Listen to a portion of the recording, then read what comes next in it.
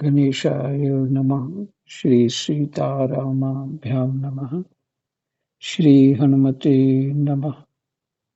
श्री उमापते नमः।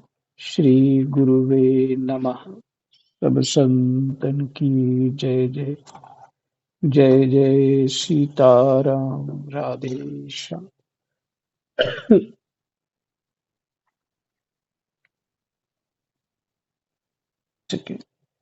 एकादश स्कंद 20वां अध्याय श्लोक नंबर 27।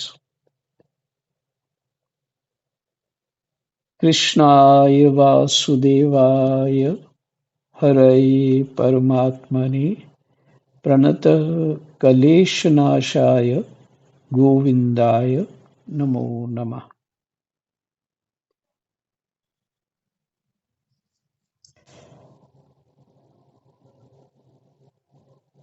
भगवान श्री कृष्ण कहते हैं, उद्धव, जो साधक समस्त कर्मों से विरक्त हो गया हो, उनमें दुख बुद्धि रखता हो, मेरी लीला कथा के प्रति श्रद्धालु हो और यह भी जानता हो कि सभी भोग और भोग वासनाएं दुख रूप हैं।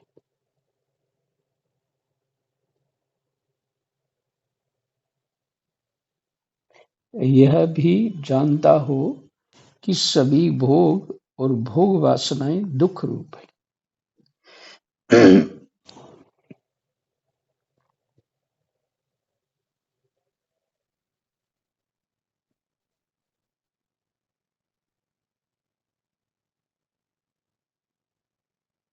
अच्छा, यही बात विचार कर लेते हैं। ये कैसे जानेगा कि सभी जो भोग हैं वो दुख रूप है? ये कैसे जानेगा? जब विवेक प्राप्त होगा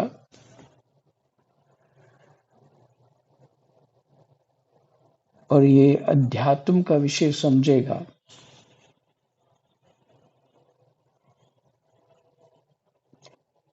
अध्यात्म का विषय क्या है? यही 28 तत्व जो गिनाए गए थे, ज्ञान इंद्रियां, कर्म इंद्रियां, 3 गुण, 5 तन मात्राएं, मन बुद्धि चित्त अहंकार, 5 महाभूत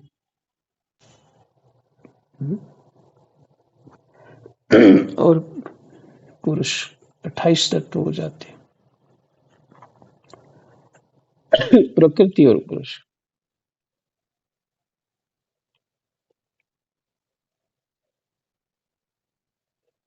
तो इनको ठीक से समझ लेगा और ये 28 तत्व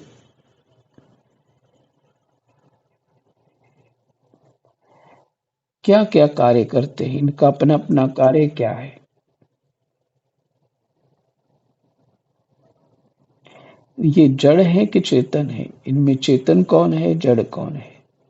इनमें बदलने वाला कौन है और सदा एक रस रहने वाला कौन है? ये समझने के बाद विवेक बुद्धि से ये चिंतन करे, जो करता होगा। सत्व गुण बुद्धि होने पे ऐसी बुद्धि सहज में चलती है कि जिनको सुख प्राप्त हो गया है, जो चाहते हो प्राप्त हो गया है, क्या वो सुखी हो गए हैं?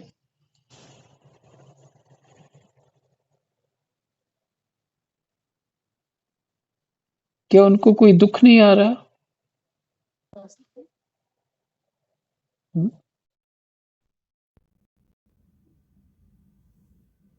ये तो विवेक होना चाहिए। तो जब तब भोग में दुख बुद्धि हो जाएगी।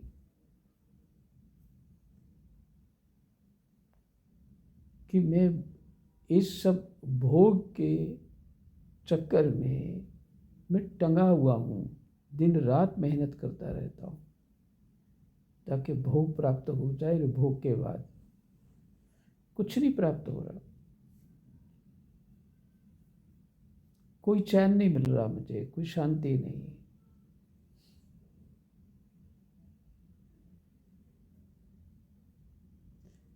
इतना सब विस्तार है पर मेरे पास सेवा करने वाले लोग नहीं है, ऐसा वो दिखता है।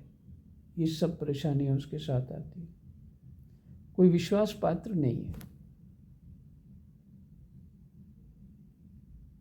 और ये इतना कठिनता से मैंने जो धन कमाया है, इसके लिए कोई सदपात्र नहीं मिल रहा मुझे, किसको दूं? जब इस तरह का विवेक उसको हो जाएगा तब पता लगेगा कि भोग बुद्धि जो है, ये भोग है, ये दुख रूप है।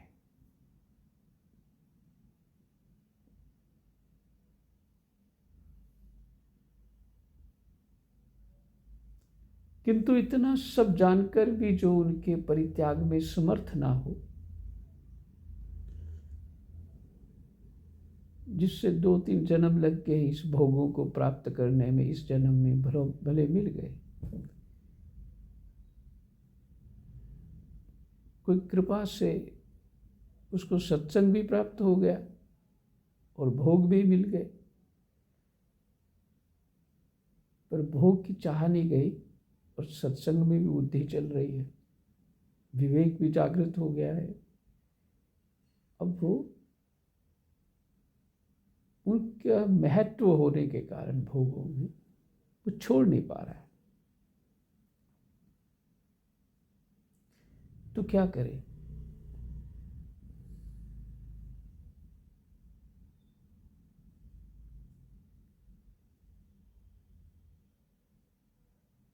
मेरी लीला कथा के प्रति श्रद्धालु हो और ये भी जानता हो कि सभी भोग वासनाएं दुख रूप हैं, किंतु इतना सब जानकर भी जो उनके परित्याग में समर्थ ना हो, उसे चाहिए कि उन भोगों को तो भोग ले, क्योंकि वहां से चित्त नहीं हट रहा, परंतु उन्हें सच्चे हृदय से दुखजनक समझे और मन ही मन उनकी निंदा करे, ग्लानि पूर्वक।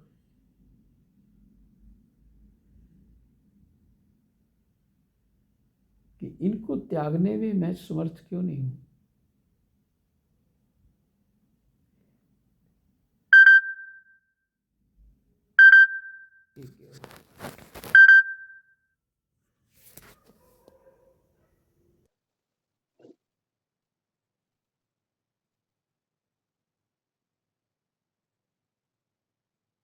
मेरी लीला कथा के प्रति श्रद्धालु हो और ये भी जानता हो कि सभी भोग और भोग वासनाएं दुख रूप हैं, किंतु इतना सब जानकर भी जो उनके परित्याग में समर्थ ना हो, उसे चाहिए कि उन भोगों को तो भोग ले, परंतु उन्हें सच्चे हृदय से दुखजनक समझे।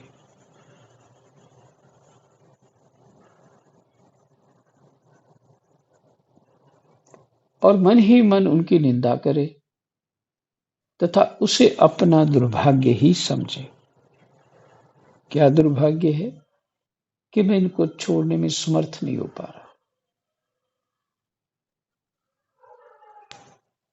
साथ ही इस दुविधा की स्थिति से छुटकारा पाने के लिए श्रद्धा, दृढ़ निश्चय और प्रेम से मेरा भजन करें।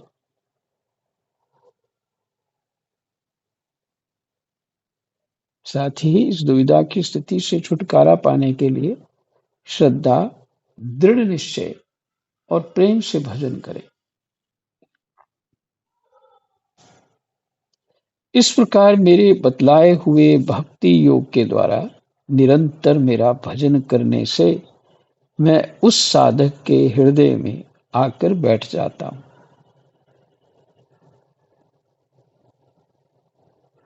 और मेरे विराजमान होते ही उसके हृदय की सारी वासनाएं अपने संस्कारों के साथ नष्ट हो जाती हैं। इस तरह जब उसे मुझ सर्वात्मा का साक्षात्कार हो जाता है, तब तो उसके हृदय की गांठ टूट जाती है।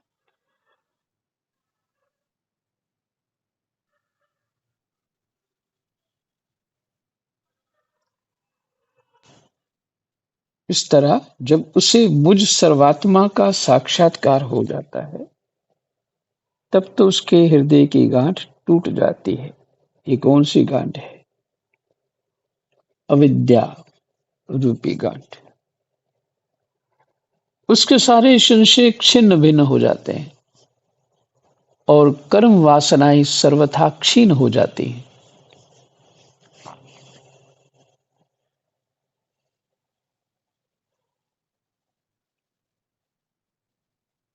इसी से जो जोगी मेरी भक्ति से युक्त और मेरे चिंतन में मग्न रहता है,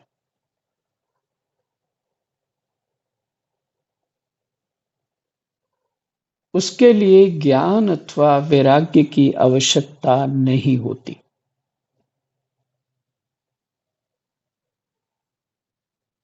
श्लोक नंबर 31। इसको मार्क कर लीजिए। मार्क किया होगा तो कभी ये स्मृति आ जाएगी, क्यों मार्क किया। श्लोक नंबर 31। एक सेकंड।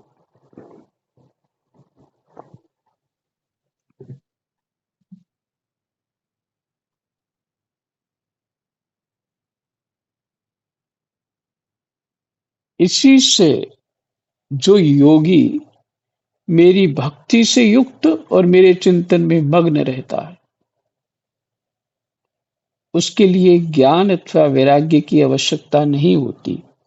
उसका कल्याण तो प्रायः मेरी भक्ति के द्वारा ही हो जाता है।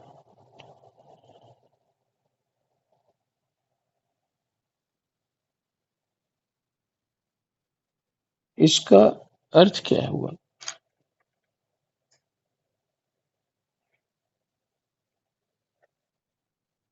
जैसा बताया 26 श्लोक के बाद, उसके बाद ये जितना पढ़ा है, ये सब भी उसका पालन करे ठीक ठीक से। इन सब कर्मों का ठीक से पालन करे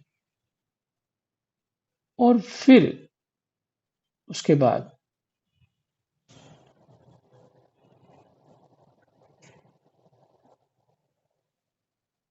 उसको प्राप्त होता है, क्योंकि पहले क्या हो चुका है, उसके संशय नष्ट हो गए। अब उसको वैराग्य की और ज्ञान की आवश्यकता क्यों नहीं रहती? कि अपने आत्म स्वरूप को समझ चुका है।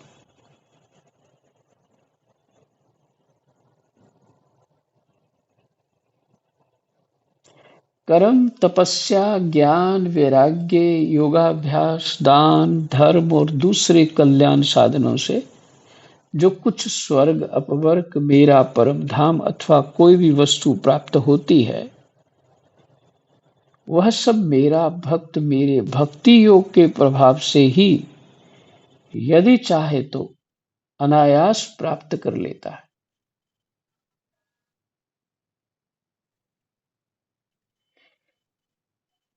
चाहे तो, पर वो चाहता नहीं है। जब उसको समझ आ गया, वो क्यों चाहेगा? जो स्वप्नवत है, ब्रह्मा तक ये सृष्टि स्वप्नवत है। स्वप्न में जाकर के बड़ा आदमी बन जाए कोई, उसका क्या अर्थ है? बड़े भोग इकट्ठे कर लिए उसने, भोग रहा है, तो उसका क्या अर्थ है?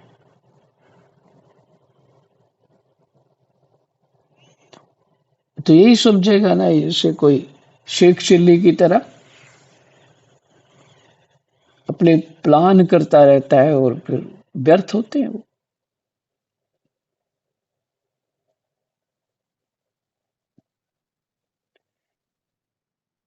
तो क्यों उसमें समय खराब करना है? क्यों नहीं इसका परम लाभ ले लिया जाए? इस जीवन का परम लाभ है भगवान की भक्ति।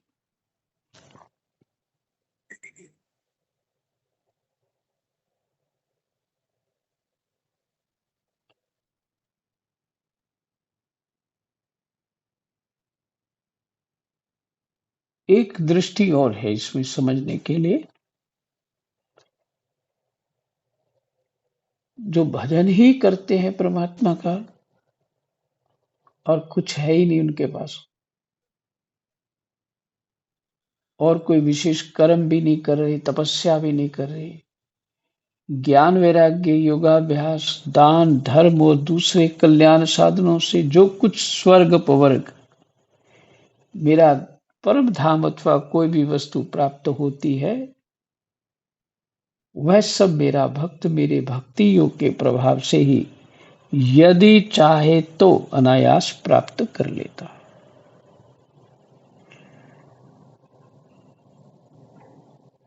तो इससे श्रेष्ठ यही हुआ कि विशेष रूप से भक्ति करनी चाहिए। और विवेकी उन उन ये फिर भोगों में क्यों फंसेगा? जब भोग वासना ही दुख रूप ही है तो फिर क्यों फंसेगा? समस्या ये है कि जो वस्तु आपने एक बार स्वाद कर ली और उसके बाद उसी की इच्छा होती है, तो क्या हो गया? तुम उसके अधीन हो गए, वो मिल नहीं रही, स्वतंत्र नहीं रहे, तुम बंधन में आ गए और उससे लेने उसका स्वाद ना चखने से पहले मैंने चखा नहीं था जब, तो तुम तो स्वतंत्र थे और अब तुम बंधन में हो गए हो।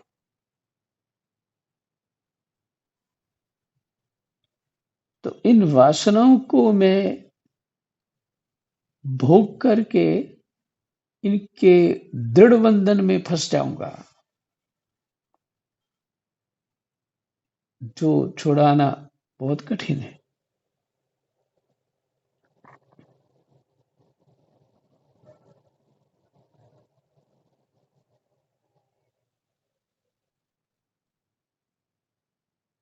तो वैसे वो इन सब वस्तुओं की तरफ ध्यान ही नहीं देता, स्वर्ग इत्यादि अपवर्ग। हम्म। एक दिन पंडित जी सुना रहे थे, वो बहुत गूढ़ बात है,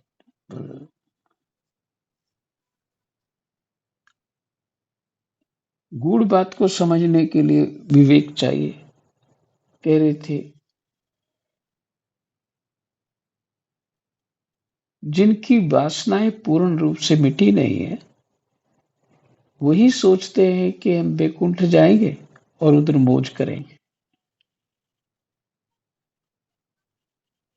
भगवान का रूप हो करके मौज करेंगे, वही सोचते हैं।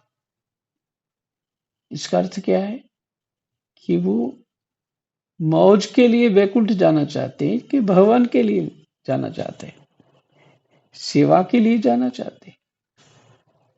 और हर कोई ये चाहता है कि मुझे मोक्ष मिले, फिर किस लिए? इस दुख से मैं हट जाऊं, इस बंधन से हट जाऊं।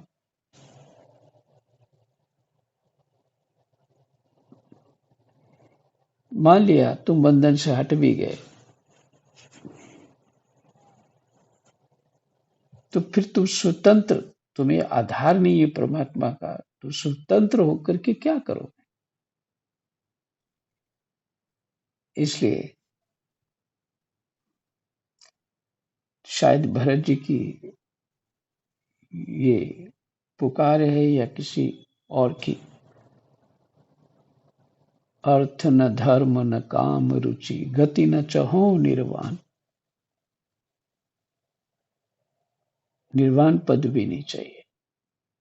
जन्म जन्म रति राम पद, ये वरदान आन। मुझे जन्म जन्म प्राप्त हो और मैं भगवान जी राम जी के चरणों की भक्ति करूं। कोई कारण तो होगा, हनुमान जी क्यों नहीं वैकुंठ जाना चाहते?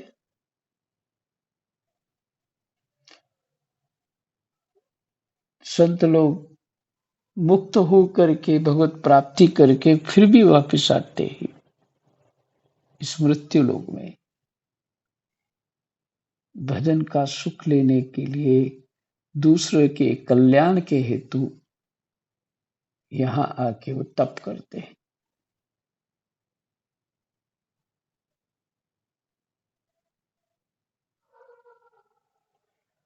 तो जो भगवान का भक्त है तो उसको और कुछ नहीं चाहिए होता, ये पक्की बात है।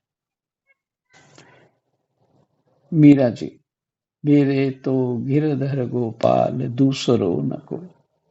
दूसरा तो उनको कुछ चाहिए ही नहीं। और पूर्ण रूप से यही सतित्व है। चाहे पुरुष हो चाहे स्त्री, पूरा सतित्व यही है।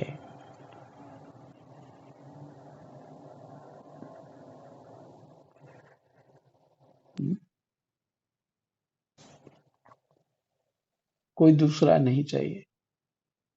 दूसरा ना भोग चाहिए, न संसार का वैभव चाहिए, न स्वर्ग चाहिए। केवल परमात्मा की, भगवान राम की मुझे सेवा चाहिए, ये कह रहे।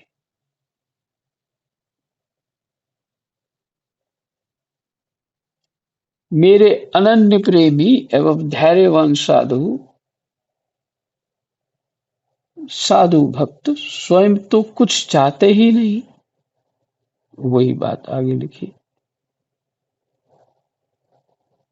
यदि मैं उन्हें देना चाहता हूं और देता भी हूं, तो भी दूसरी वस्तुओं की तो बात ही क्या है। वे कैवल्य मोक्ष भी नहीं लेना चाहते।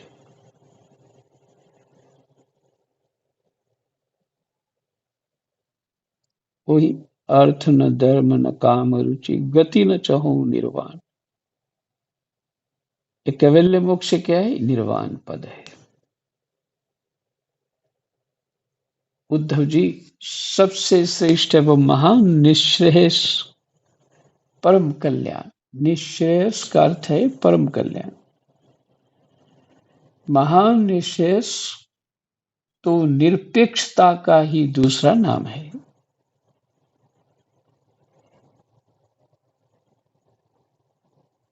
किसी और की अपेक्षा नहीं होती।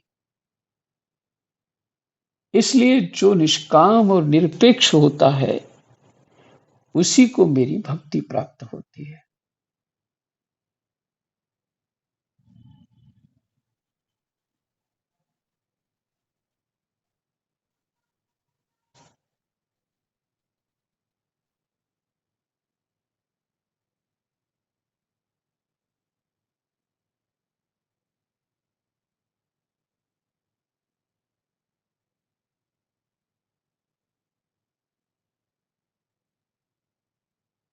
महाराज जी, आपका साइलेंट हो गया। नहीं हुआ। आवाज नहीं आ रही महाराज जी। अच्छा, आवाज नहीं जी, आ रही। राम राम।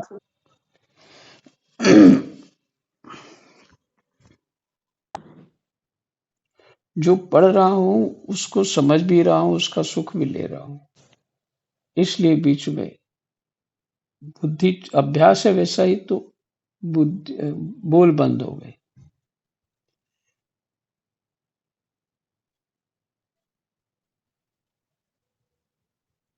तो जिसकी कोई अपेक्षा और भी रहती है, वो क्या है? दूसरा कुछ चाहिए। निष्काम और निरपेक्ष होता है, उसी को मेरी भक्ति प्राप्त होती है। मेरे अनन्य प्रेमी भक्तों का और उन समदर्शी महात्माओं का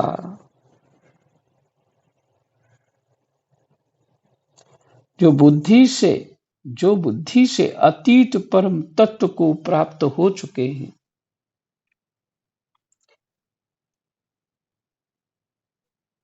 माने जो परम तत्व वो बुद्धि से अतीत है, परे है, उसको प्राप्त हो चुके हैं। इन विधि और निषेध से होने वाले पुण्य और पाप से कोई संबंध ही नहीं होता।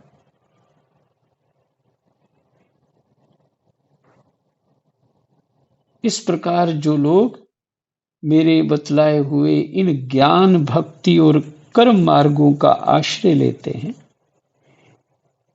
वे मेरे परम कल्याण स्वरूप धाम को प्राप्त होते हैं, क्योंकि वे परम ब्रह्म तत्व को जान लेते हैं।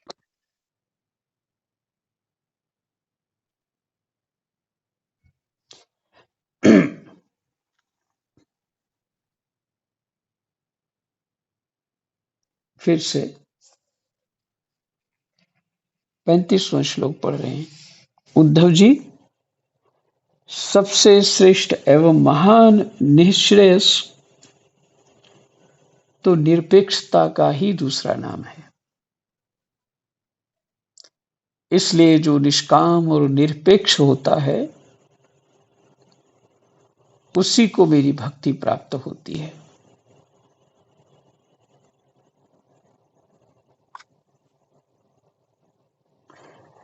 बहुत छोटा बच्चा होता है ना, और वो उसको तो आश्रय माँ का होता है और किसी का नहीं।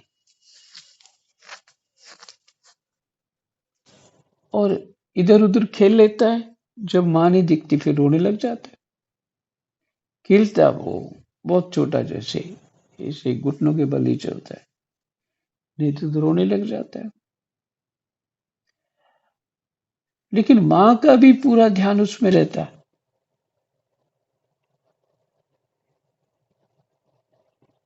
जैसे वो बच्चा निरपेक्ष है, अपनी माता का चिंतन होता ही रहता है उसको, उसी तरह माँ भी उसका वैसे ही चिंतन करती है।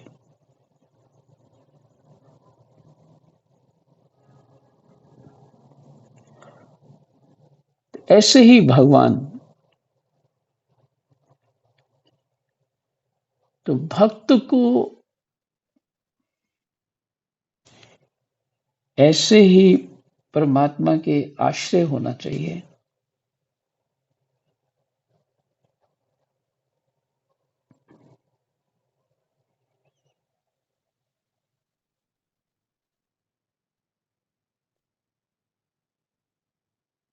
उसी को मेरी भक्ति प्राप्त होती है।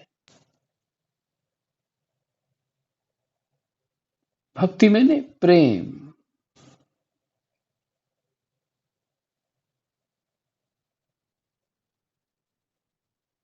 मेरे अनन्य प्रेमी भक्तों का और उन समदर्शी महात्माओं का। समदर्शी कौन होता है?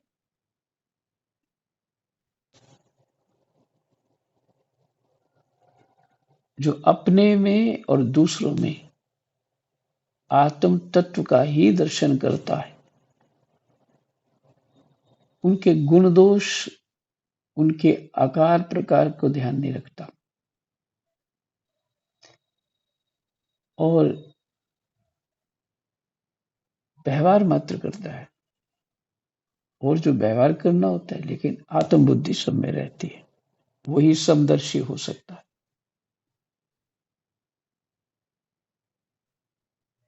उन समदर्शी महात्माओं का जो बुद्धि से अतीत परम तत्व को प्राप्त हो चुके हैं। जो परम तत्व माने भगवान बुद्धि से अतीत है, वो ब्रह्म बुद्धि से अतीत है, परे, बुद्धि की पकड़ में नहीं आ सकता। संभव ही नहीं। बुद्धि तो जड़ है।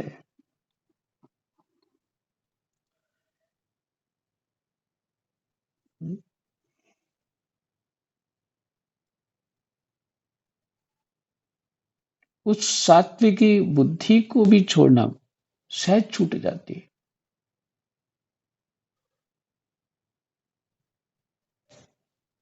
और फिर वो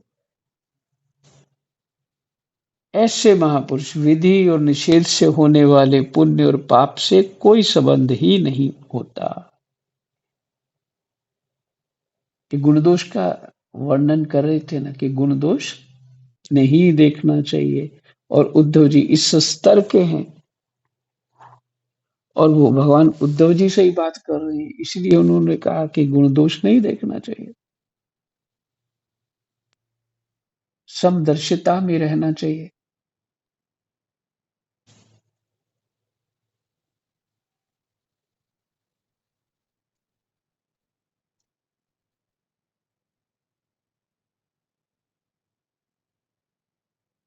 तो इन पुण्य और पाप से कोई संबंध ही नहीं होता उसका। तो किसको अच्छा और बुरा माने? वो जानता है ये प्रकृति के गुण है, सत्व रजतम प्रकृति के हैं, ये 3 गुण उसी के हैं। जितने ये पाप पुण्य हैं, तो ये गुण उसके हैं, इस व्यक्ति के नहीं है। और जो इस शरीर में आत्मा है उसके नहीं है। तो ये शरीर तो सत्य है ही नहीं, तो आत्मा ही सत्य है, तो वो आत्मा को ही देखता। तो शरीर के गुण धर्म जो भी होंगे, तो उन गुण धर्मों की तरफ उसका ध्यान ही नहीं रहता बिल्कुल, क्योंकि वो प्रकृति के गुण है।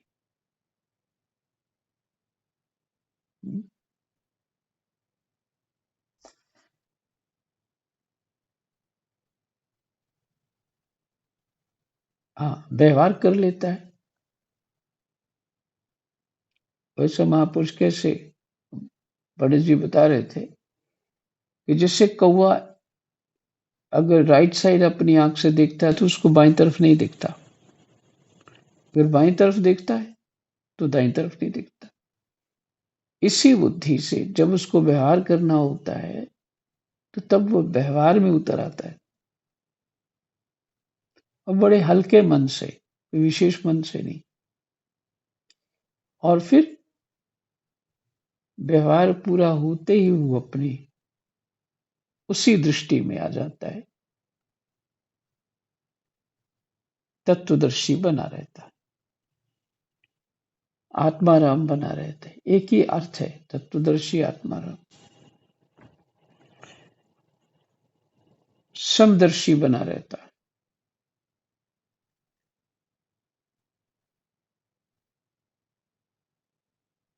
तो उनका पुण्य और पाप से कैसे वो दिखेंगे, किसी के पुण्य और पाप? इस प्रकार जो लोग मेरे बतलाए हुए इन ज्ञान, भक्ति और कर्म मार्गों का आश्रय लेते,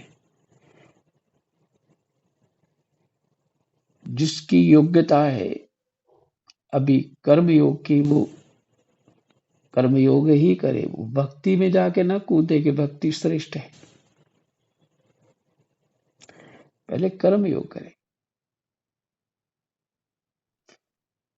फिर ज्ञान योग। योग बतलाए हैं भगवान ने अपनी योग्यता के अनुसार, अपनी रुचि के अनुसार, अपने विवेक के अनुसार वहां साधन करे। और जो तत्वदर्शी होता है वो जानता है कि उसका शिष्य की योग्यता क्या है, वैसा ही उसको साधन बताता है।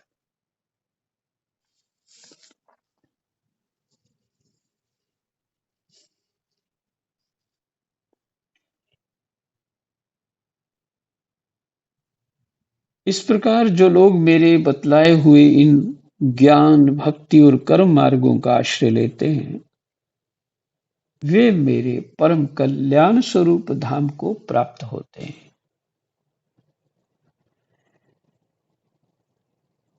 एक बड़े सरल से महात्मा थे। सुनीता जी ने उनसे जो वैराग्य वेश उनसे लिया था। बहुत सरल सरल महात्मा थे, उनकी संप्रदाय बाबा मनोहर दास जी।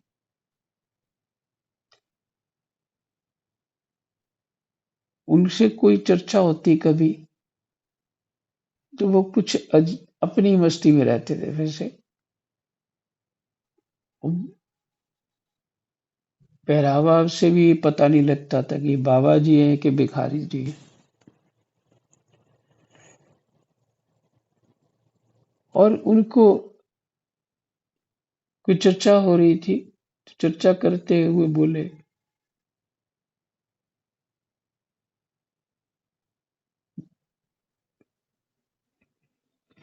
जिससे एक शब्द था, पूरी लाइन याद नहीं आ रही, पर इत प्राप्ति, उसे उत प्राप्ति। इत प्राप्ति अर्थात उसका भाव ये था सार रूप में कि यहाँ जिसने तत्वदर्शी समदर्शी होके अपना अभ्यास कर लिया, चित्त लगा लिया और सर्वत्र परमात्म बुद्धि कर ली, वही अधिकारी होता है उस वैकुंठ में जाने का।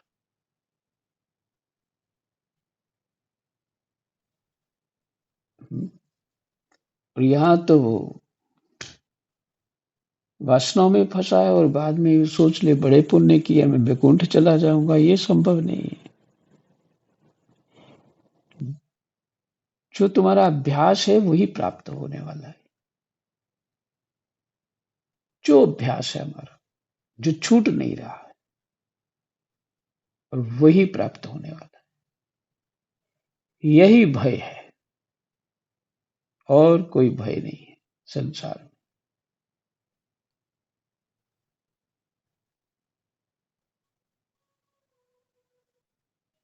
वे मेरे परम कल्याण स्वरूप धाम को प्राप्त होते हैं, क्योंकि वे परम ब्रह्म तत्व को जान लेते हैं। जिस तत्व को जान लेता है उसी को प्राप्त हो जाता है। हम संसार को जान लेते हैं, संसार रूप हो जाते हैं और उसी में पचते रहते हैं, मरते रहते हैं, जीते रहते हैं।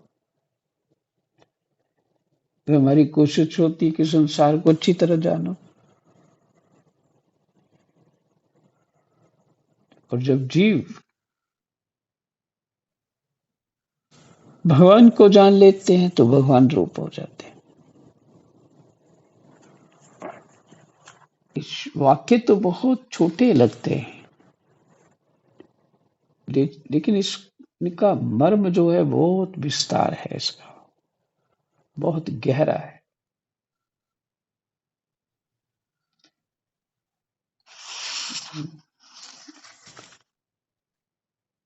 क्या समय हुआ? अच्छा, टाइम हो चुका। कृष्णाय वासुदेवाय हरे परमात्मने प्रणत क्लेशनाशाय